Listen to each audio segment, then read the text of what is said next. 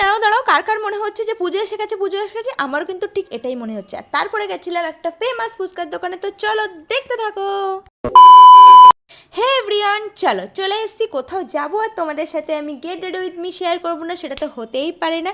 চলো ঝটপট করে রেডি হয়ে নি। হ্যাঁ, কোথায় যাচ্ছিলাম বলো তো? দাঁড়াও দাঁড়াও, একটু মনে করে নিই। ও আচ্ছা আচ্ছা, হাওয়া খেতে। হাওয়া খাওয়ার সাথে সাথে আরও অনেক কিছু খেতে। আর কোথায় গেছিলাম জানতে হলে ফুল ভিডিওটা দেখতে থাকো। চলো এবার তোমাদের সাথে ঝটপট শেয়ার করে দিই। টপটা নিয়েছিলাম আমি দ্য আর্থওয়ে গ্রুপের কোনো একটা এক্সিবিশন থেকে, যেটা উল্টোডাঙায় হয়েছিল। দাম নিয়েছিল মাত্র 150 টাকা। আর এই যে আমি ট্রাউজারটা পরেছি, এটা আমি নিয়েছিলাম মিন্ত্রা থেকে।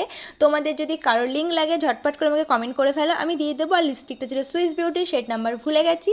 আর লিপ লাইনারটা ছিল সুইস বিউটি। লিপস্টিকটা লিঙ্ক লাগলে অবশ্যই বলো, আমি ঝটপট করে শেয়ার করে দেবো। তো চলো ঝটপট করে রেডি হয়ে নিই। হ্যাঁ হ্যাঁ, তোমরা এখন বলতেই পারো সামান্য একটুখানি বেরোবে বা একটু হাওয়া খেতে যাবে, তার জন্য এত সাজুগুজু? আরে না ভাই, এত সাজুগুজু কিচ্ছু করিনি, শুধু লিপস্টিকটা পরেছি আর কানের দুল পরেছি।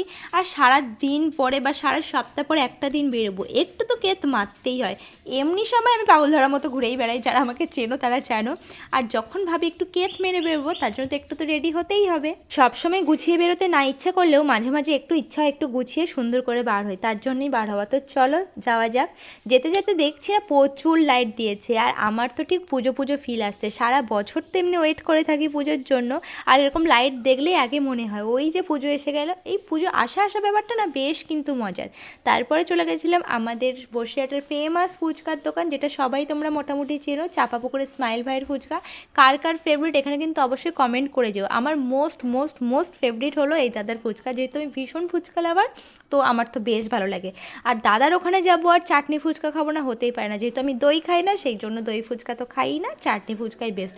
আর উফ, আমি এখন দেখছি আর আমার গালে জল চলে আসছে। কার কার এমনটা হচ্ছে সেটাও কিন্তু জানিও। দেখো এখন সবাই বলতেই পারো বেরোলেই মানে শুধু খাওয়া দাওয়া। আরে হ্যাঁ ভাই, বসিরহাটেই তো বেরোবো, আর এখানে কোথায় যাবো? একটু খেতেই তো যাবো। একদিন ফুচকা, কোনো দিন চাও, কোনো দিন মোমো, এই করে দিনটা চলে। যাই হোক, ফুচকা খেতে গেছিলাম একটুখানি, আর হাওয়া খেয়ে আসলাম। বসিরহাটে সন্ধ্যেবেলা বেরোনোই মানে ওই একটু হাওয়া খেতে যাওয়া, একটু ফুচকা খেতে যাওয়া, আইসক্রিম খেতে যাওয়া, তাছাড়া আলাদা করে আর কোথাও যাওয়ার জায়গা নেই। হ্যাঁ, আরও একটা কথা আমি এখানে শেয়ার করি। আমি একটা ভিডিও পোস্ট করেছিলাম, সেখানে অনেকেই আমাকে বলছিলে যে তুমি বসিরহাটে থাকো, বসিরহাটে নামেই এমন বলছো। আরে ভাই সত্যিই তো বসিরহাটে কোথাও ঘুরতে যাওয়ার জায়গা নেই, এটা স্বীকার করো আর না করো, কোথাও যাওয়ার জায়গা নেই। আমি এখানে আবারও বললাম, সত্যি আমাদের বসিরহাটে কোথাও যাওয়ার জায়গা নেই। তোমাদের কার কার একমত অবশ্যই কিন্তু কমেন্ট করে যেও।